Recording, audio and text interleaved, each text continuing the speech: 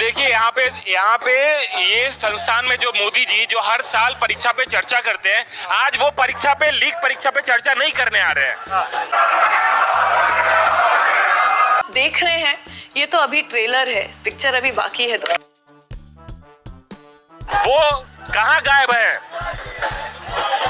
तो वही मैं कहना चाहता हूँ कि यहाँ पे हमारे देश में मेडिकल का परीक्षा रद्द हुआ है, CSIR का जो परीक्षा रद्द हुआ है। यहाँ पे आप देख लीजिए कि यहाँ पे नेट पीजी का भी परीक्षा जो डॉक्टर्स देते हैं 12 घंटे पहले आप कैंसिल कर देते हैं। आपको ये समझ में नहीं आता कि बच्चे कैसे कैसे साल भर तैयारी करते हैं, ट्रैवल करते हैं और परीक्षा की तैयारी करते हैं, और आप बिना बताए जो कैंसिल कर रहे हैं। आप ये एक पेपर क्या चलाएंगे? आप कहते हैं कि पढ़ाई बेटी पढ़ाओ बेटी बचाओ करके। आज आप देख रहे हैं हमारे देश में एक बेटी जब साल भर तैयारी करती है और उसके बाद जब परीक्षा लीक हो जाता है तो उसके बाद उसका कॉन्फिडेंस लूज हो जाता है, फिर वो दोबारा परीक्षा देने हालत में नहीं होता है।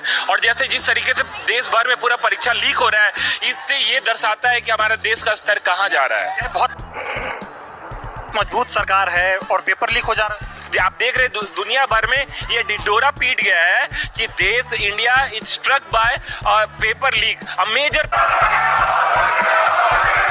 Paper leak. इतना पेपर लीक तो आज वो नेहरू जी का जो नाम लेते थे ना नरेंद्र मोदी, आज वो नेहरू जी का नाम भी नहीं ले रहे।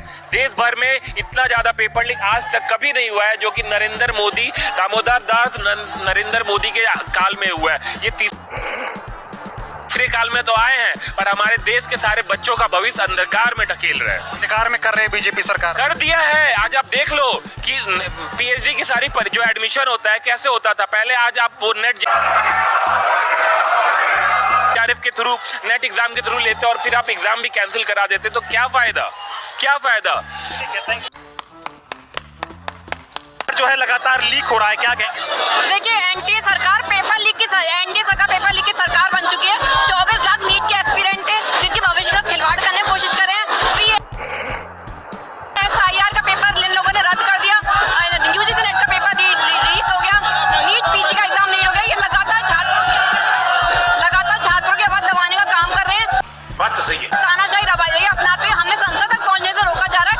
NSDY सड़क से लेकर जनपद तक छात्रों की आवाज को उठाती रहेगी। युवा कह रहा है पेपर लीक हुआ है, सरकार इससे मानने को राजी नहीं। देखिए, 5 मई को पटना पुलिस को पूरे सबूत थे, सब जानकारी सामने आ चुकी थी। कबूलनामे खुल चुके हैं। 30-32 लाख में पेपर खरीदा गया था, 40-40 लाख में बेचा गया है।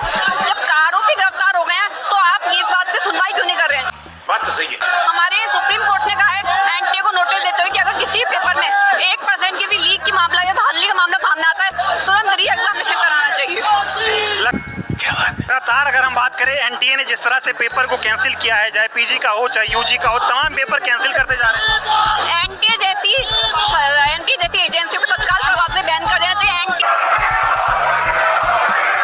नेशनल ठग एजेंसी बन के रह गया। आप देख रहे होंगे, ये डिजिटल इंडिया की बात करते थे, मॉडर्नाइजेशन की बात करते थे। इस बार UGC नेट के पेपर को पेन कॉपी का पेपर बनाया ताकि साफ जाहिर होता है पैसे जेब में रखने, छात्रों का भविष्य बर्बाद करना, नौकरी नहीं देना। ये बताइए, एक तरफ ये एजेंडा बनाया जाता है, ये माहौल बनाया जाता है कि देश के प्रधानमंत्री विदेशों में वॉर रुकवा देते हैं। पापा वॉर रुकवा रहे हैं, पेपर लीक नहीं रोक पा रहे। नहीं, ये वो नरेंद्र मोदी हैं जो चाइना को लाल आंखें दिखा देते हैं, लेकिन एनटीए ठग एजेंसी को लाल आंखें नहीं दिखा पाते। ये वो नरेंद्र मोदी जिनका 56 इंच का सीना है,